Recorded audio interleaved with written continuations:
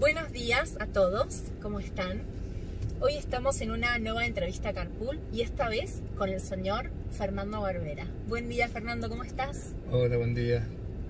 Bueno, tenemos la suerte de tenerlo unos minutitos para hacerle algunas preguntas respecto de su gestión, de qué es lo que está haciendo y nos va a contar. Pero previo a eso, quería hacerte una pregunta sobre... ¿Te acordás aquel famoso que se vayan todos en el 2001? Que, bueno, fue muy conocido el hecho de que tomaron ustedes como familia y vos particularmente una actitud respecto del restaurante y el ingreso de los políticos al mismo. Hoy, teniendo en cuenta que la situación no es que haya cambiado mucho ni que la gente esté muy contenta con la clase política, ¿volverías a tomar la misma decisión? Mira, hoy creo que tomaré una decisión diferente, porque si bien no era un rechazo hacia la clase política lo que nosotros planteamos, sino una defensa del derecho a alimentación de los niños, la idea es que no entraran hasta que se restablecieran los subsidios a los comedores comunitarios, pero en ese momento había tanto enojo con la clase política que pesó más el tema que el político no podía entrar más que un niño no podía comer. Entonces, hoy buscaría una acción que sea no tan para dividir a la sociedad, sino algo que uniera, quizás un premio al político que restableciera el derecho a alimentación, hacerlo por lo positivo y no por lo negativo. Me parece que hubiese sido mejor algo por el estilo, pero bueno, cada uno en su momento toma las decisiones con las herramientas que tiene y después puede intentar mejorar, como intentamos todos los días mejorar como personas, también intentamos mejorar nuestras elecciones. Sí, sí, tal cual.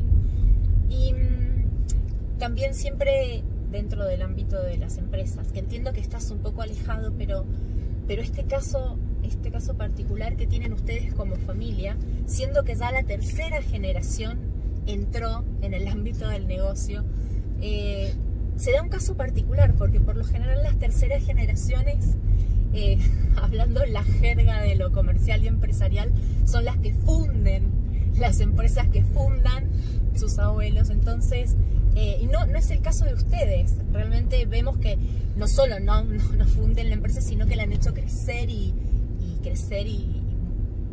están en el ámbito gastronómico bastante bien plantados. ¿Qué me podés decir al respecto? Mira, primero que son cuarta generación. La primera no es mi mamá, sino que es mi abuela, pero prácticamente entraron juntas, porque lo fundó mi abuela en el restaurante y mi mamá ya estaba trabajando con ella, prácticamente una niña, una adolescente, una familia de inmigrantes que también trabajaba. Sí. Y yo creo que pasa fundamentalmente porque nuestro rubro es un rubro de mucho trabajo, mucho sacrificio. Entonces los chicos, mis hijos, han podido ver el trabajo que representa mantener un restaurante en carrera. Sí. Entonces ellos, si bien tuvieron un pasar económico mejor que el de mi mamá o el mío, en cuanto a que ya, no sé, tuvieron una casa con pileta, tuvieron ciertas comodidades que nosotros tuvimos, pero a la vez veían como su papá todos los días tenía que salir a trabajar un montón de horas para llevar el restaurante adelante. Entonces eso creo que es clave para que los nietos no fundan a la empresa, que entiendan el sacrificio, el trabajo que requiere una empresa para mantenerse a flote. Y después está, bueno, todo el tema del esfuerzo que han hecho ellos para capacitarse, estudiar, para trabajar en otras cosas antes de trabajar en la empresa y por entender cuál es la lógica de las empresas. Entonces ellos ahora que han tomado la posta tienen no solo experiencia en el rubro gastronómico, sino también en otras empresas. Y vienen con los valores de la familia, pero con muchas ideas nuevas, con aplicaciones tecnológicas diferentes. Bueno, realmente es un orgullo verlos laburar, porque vos ves cómo te superan en su gestión. ¿Y cómo aportan? La verdad que es un placer verlos trabajar a los jóvenes. Bueno, qué lindo eso, la verdad es que igual es un caso por lo general, sí. Sea tercera, cuarta, porque es una tercera, cuarta como sí. Puntita. Y son 4 hermanos, Florencia, la nena de la casa, sí. Y 3 hermanos varones que están trabajando en la empresa, así que también tiene eso, que son 4 que se apoyan entre ellos y pueden hacer un buen equipo para también trabajar y a la vez poder disfrutar un poco de la vida. Bueno, y cambiando un poco de tema, ahora sí vos estás enfocado, digamos, en 2 grandes ejes que estás desarrollando, uno que tiene que ver con la base y el otro que tiene que ver con el gobierno. Contame un poquito de qué se trata lo que estás haciendo respecto de la base, el agua y el turismo local. Estoy trabajando desde AEGA, la Asociación Empresario Hotelero Gastronómica, y desde ese lugar con un grupo de empresarios, que es lo que estamos buscando. Por un lado, el tema de la Valle, lo que nos interesó es el potencial que tiene para desarrollar el turismo cultural, y el turismo tiene eso, la posibilidad de trabajar y generar empleo en cada punto de la provincia, evitando el desarraigo y poniendo en valor lo propio. Eso es fantástico lo que tiene el turismo. Entonces queremos apoyar a lo que se está haciendo en la Valle, que son las propias comunidades los que están desarrollando esto, y nosotros desde acá poder apoyarlos para que eso se desarrolle con fuerza. Sí. A la vez nos encontramos con una problemática de agua y bueno, también queremos ver de qué manera se puede colaborar para que en la Valle tengan agua. El municipio ya ha reactivado un pozo de agua en Asunción, y eso le puede dar a la gente la posibilidad de desarrollar pasturas y a la vez desarrollar verduras para consumo propio y las pasturas para el tema de los chivos, que como bien sabemos en la Valle subsisten con el tema de los chivitos, pero en los últimos años han perdido mucha cantidad de chivos porque no hay el agua suficiente para desarrollar pasturas. Ajá. Y por otro lado también estamos viendo incorporar a pequeños productores en la gastronomía, de manera a desarrollar también puestos de trabajo indirectos. Creemos que tenemos un potencial muy grande como industria para generar muchos puestos de trabajo dignos para la provincia. Por otro lado, apoyándonos en el eslogan de campaña del gobernador de bajar los costos de la política, entendemos que no solo hay que mejorar los ingresos de la política, sino que hay que bajar los costos de la política. Es decir, Mendoza hoy es un Titanic, es insostenible, pues se está hablando mucho de la deuda, pero no se está hablando de por qué generamos deuda. Claro. Está bueno que tener deuda para generar obra pública, para generar infraestructura, es normal dentro de un desarrollo de una empresa o de un gobierno tomar un poco de deuda para mejorar, no para gastos corrientes, digamos. Ahora, si los números no nos están cerrando tanto, tiene que ver también cómo estamos gastando. Claro. Entonces, el gobernador propuso el tema de la unicameralidad, propuso también el tema de bajar los costos de las elecciones, esto de desdoblar tanto y únicamente por conveniencia de que si me conviene a mi partido no me conviene, eso a la ciudadanía no le sirve. Entonces generar una ley de elecciones que sea menos costosa para la ciudadanía y que sea transparente para todos los partidos, nos parece bueno, lo apoyamos, pero por otro lado pensamos que hay varias cosas que se pueden hacer, por ejemplo, no pagar presentismo a los legisladores cuando en realidad no hay un sistema que controla el presentismo.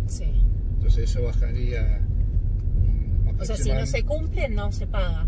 Y la realidad es que no se controla. Eso te iba a preguntar, si actualmente se controla o se paga de todas maneras sin controlar. Se paga un ítem de presentismo y otros adicionales que en realidad no se controla el presentismo. Claro. Entonces no hay por qué pagar algo que no se controla, y porque además el trabajo del legislador no depende como el de un mozo que tiene que estar a tal hora en el restaurante para atender. El legislador puede estar trabajando en otro lugar, es decir, es un ítem que no tiene que ver con la tarea. Tal cual. Entonces, si bajamos eso impactaría más o menos un 30% en los sueldos de la legislatura, y son más o menos unos 70 millones al año.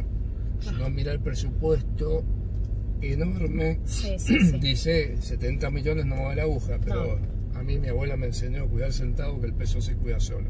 Entonces tenemos que ajustarnos en todo lo que sea posible, y aparte, porque si se está ajustando a toda la ciudadanía, es válido también que la clase política se ajuste. ¿Y cómo podríamos ayudar nosotros en eso, en general, ¿no? El pueblo? ¿Cómo podríamos aportar a darle peso a esta propuesta que vos estás? Yo creo que hoy el tema de las redes es un tema que es clave, que genera mucha conciencia social.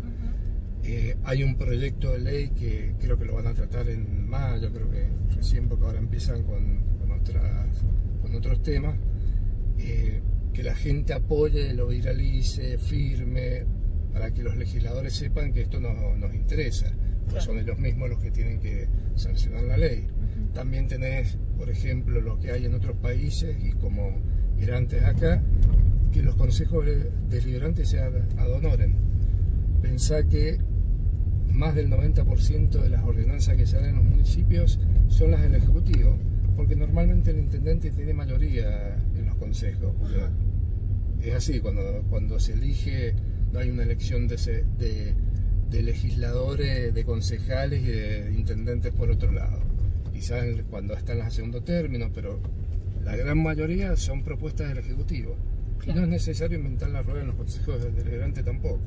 Entonces, si antes podían funcionar con vecinos que elegían los propios vecinos, y de una manera de apoyo al Ejecutivo, y que no son parte de la política partidaria, un consejo deliberante, pensá la cantidad de consejos deliberantes que hay en el país, si Mendoza fuese un ejemplo de esto, se bajaría mucho el costo de la política. Esto a la larga hace que bajen los impuestos. Si bajan los impuestos, las cosas a todos nosotros nos cuestan menos. Por en realidad la gente muchas veces cree que los impuestos los pagan las empresas.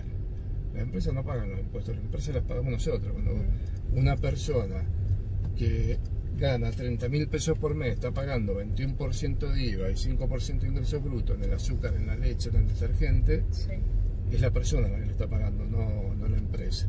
Entonces, el hecho de bajar los costos de la política es la única manera viable de poder bajar los impuestos, si no, los costos mandan.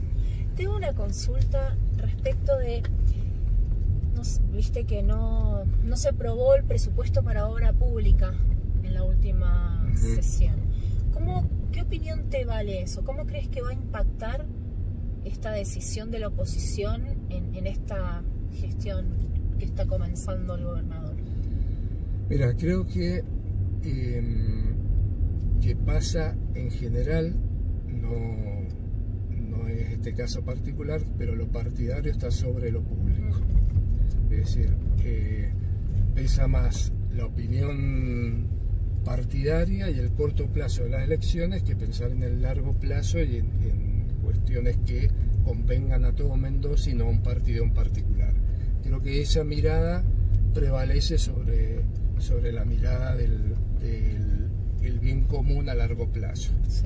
Entonces, en este caso particular, habrá que estudiar bien cuál es el presupuesto que realmente, hasta dónde nos podemos endeudar, porque está bueno hacer obra pública, pero no puedes tomar más deuda de la que puedas pagar. Eso hay que analizarlo. ¿Y vos crees que eso se ha analizado o se ha hecho, o la decisión se tomó por una cuestión, como decís vos, de partidismo? ¿Que se hizo un análisis profundo con esos números? ¿O? Hasta donde yo lo veo, no se ha hecho el análisis tan profundo, sino que ha jugado más lo partidario. De todas maneras, mañana vamos a tener una reunión en las cámaras empresarias con los partidos, con la oposición, para que nos expliquen bien cuáles son los motivos para oponerse, y ahí te podría decir más a fondo. Pero en general, vos pensás desde el mismo concepto, la palabra oposición, que hoy le toca hacer al peronismo, mañana puede ser cualquier otro partido en la oposición, es decir, los roles van cambiando, pero el concepto oposición, el concepto debería ser de colaboración, es decir, no importa en qué partido está, nos interesa que a la provincia le vaya bien. Entonces, las prácticas de oponerse sistemáticamente porque soy de otro partido, creo que no contribuyen al desarrollo de Mendoza. Lo mismo pasa en lo público-privado. Sí.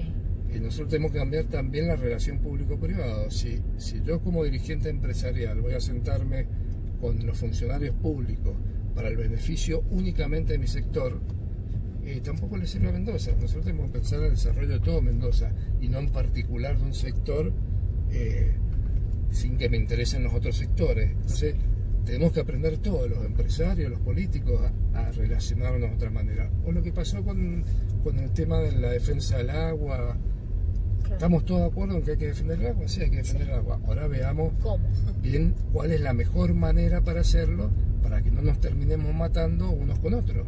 Si todos los mendocinos queremos vivir acá y todos queremos que el agua esté limpia. Sí. Entonces, no llegar... Pero también queremos una Mendoza de alguna manera pujante y que exactamente, pueda, que haya actividades económicas que sean sustentables, claro. Que sean actividades económicas que cuiden el agua, que cuiden a la gente, que cuiden a los árboles. Como debe ser, en realidad. Como debe ser. Sí. Y no llegar a estos extremos donde nos estamos oponiendo entre mendocinos que en el fondo queremos lo mismo.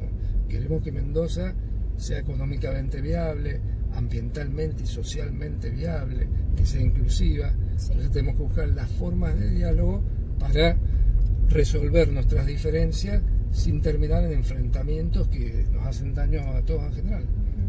Te consultaba justamente esto porque en redes uno puede llegar a mucha información, pero como es muy difícil poder saber si la fuente es válida, si los datos que se publican en redes son justos o son reales o si responden a intereses de bien común y no partidarios o de sectores. Justamente después de esta sesión tan polémica las redes explotaron y es como que estamos en general todos sin saber qué es lo que va a suceder, porque se planteó como que era un caos, que Mendoza no tuviese presupuesto para obra pública, pero en realidad también el hecho está en que no está mal no tenerla, digamos, está mal no tener deuda, pero está bien saber cómo se genera y para qué. Entonces me parece, como decís vos, que sería fundamental que ambos sectores y nosotros como pueblo de alguna manera tendríamos que empezar a exigir. Nosotros primero tenemos que tomar la responsabilidad de informarnos bien. Claro, de saber porque lo que está lees de un lado y es un caos, lees el otro, sería un caos si tomamos la deuda, sería un caos si no tomamos la deuda. Entonces primero la responsabilidad de informarnos bien y saber qué es lo bueno y qué es lo malo. Si una noticia es únicamente tendenciosa de un lado o del otro, eso es nuestra primera responsabilidad como ciudadanos. Sí. Ahora, este tema de lo público excede a los partidarios, a los partidos políticos, porque lo público es lo de todos. Sí. Entonces, un presupuesto público, es importante que las cámaras empresarias puedan opinar. No opinar desde, a mí me interesa como sector que, no sé, le tienen más plata a mi sector, sí. Sino ponernos en el lugar de qué es lo bueno para Mendoza, porque sabemos claramente que es necesario tener obra pública para generar trabajo. La obra pública tracciona mucho al empleo. Sí. Eso es clave. No tomar una deuda impagable, sino decir, bueno, pero es importante, como se hace en otros países, que tanto el presupuesto, las paritarias, tanto el sector académico, el social y el empresarial puedan opinar, que no quede cerrado únicamente a la cuestión política, porque si no pasa esto, se encapsula en si soy oposición o soy oficialismo. Sí. Entonces cuando soy oposición digo que hay que bajar todos los impuestos y no hay que tomar deuda, y cuando soy oficialismo lo contrario. Entonces, y para poder tomar estas acciones, ¿qué es lo que vos sugerís? ¿Cómo crees vos que podríamos, como pueblo que debería estar informado, empezar a tomar acciones para ser escuchados por todos los sectores, político y público? Yo creo que público y privado, perdón. Creo que el ámbito académico tiene mucho para decir, los consejos profesionales, ¿cierto? Porque un consejo profesional de ciencia económica, por ejemplo, te sabe manejar un presupuesto como para poder hacerlo más legible para el ciudadano común. Claro. Bueno, a mí me muestra hasta un presupuesto enorme y me pierdo en tantos números. Sí. Entonces son cosas que puedan hacer para que la ciudadanía pueda acceder mejor a esos datos, los pueda leer mejor y que sea más abierta la discusión, participando el sector académico, el científico, el empresarial, para que el presupuesto no quede en el debate de si soy oposición o si soy oficialismo. Sería un llamado, digamos, al compromiso para que cada uno de los sectores pueda aportar el expertise de ese mismo sector para que se sume, digamos, la voz de todos. Exactamente. Finalmente tienen que ser los legisladores quienes voten, quienes decidan. Pero deben escuchar. Exactamente, con mucho más información, porque hoy hay más sabiduría en la calle que adentro de la legislatura entre 78 personas, ¿no?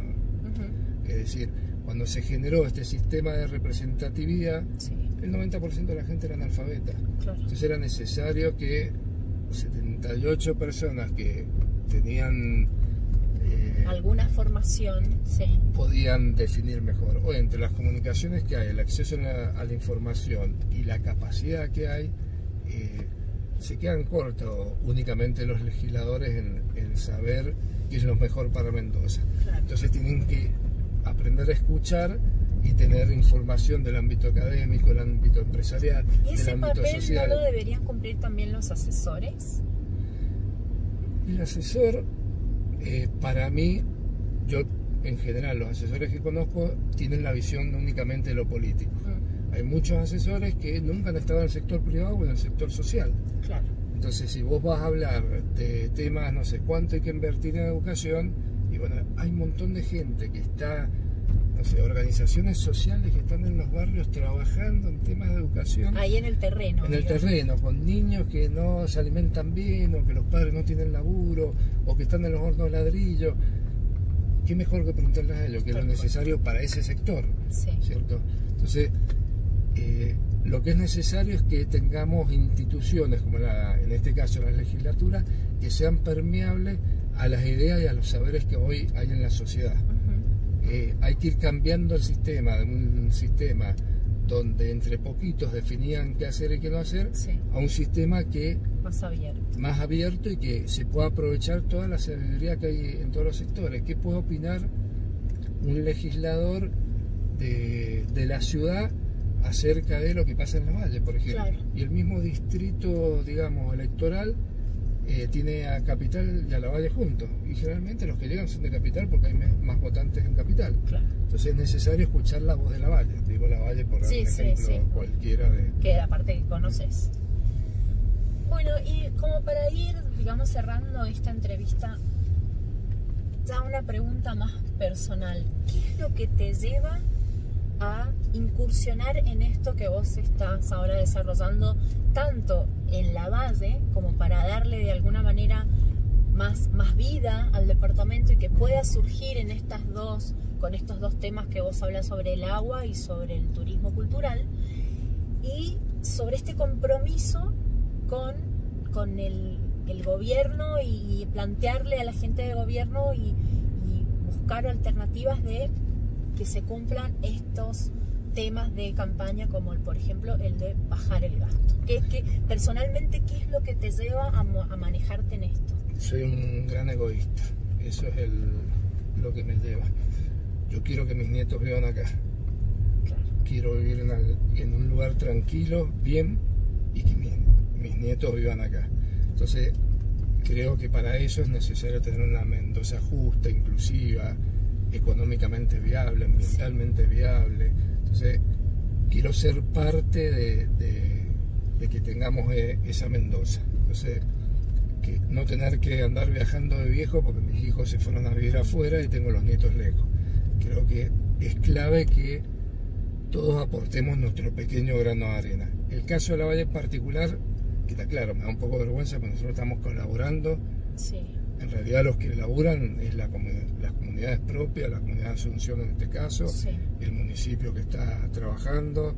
Nosotros pondremos nuestra colaboración para Pero que está dándole visibilidad también, eso es importante. Sí, entonces lo que pasa con la valla es que creo que tenemos una deuda histórica que le hemos quitado el agua. Entonces Claro. ese es un lugar que si no le prestamos atención, dentro de 10 años vamos a tener a los huichis, van a ser los huarpes que no tienen agua, ellos quieren vivir en su propio lugar y resulta que no va a ser viable porque no hay agua. Bueno, Fernando, estamos llegando a destino y vamos a ir cerrando la entrevista y agradecerte el tiempo que nos has brindado y bueno, y los valiosos conceptos que nos has dejado como para pensarlo también como sociedad y para poder ser más participativos al momento de colaborar con quien esté en el gobierno en el momento que sea o colaborar con las instituciones que sean. Los invitamos a todos para que sea así. Muchísimas gracias, Fernando. No hay por qué. Gracias a usted. Hasta luego, será hasta la próxima entrevista.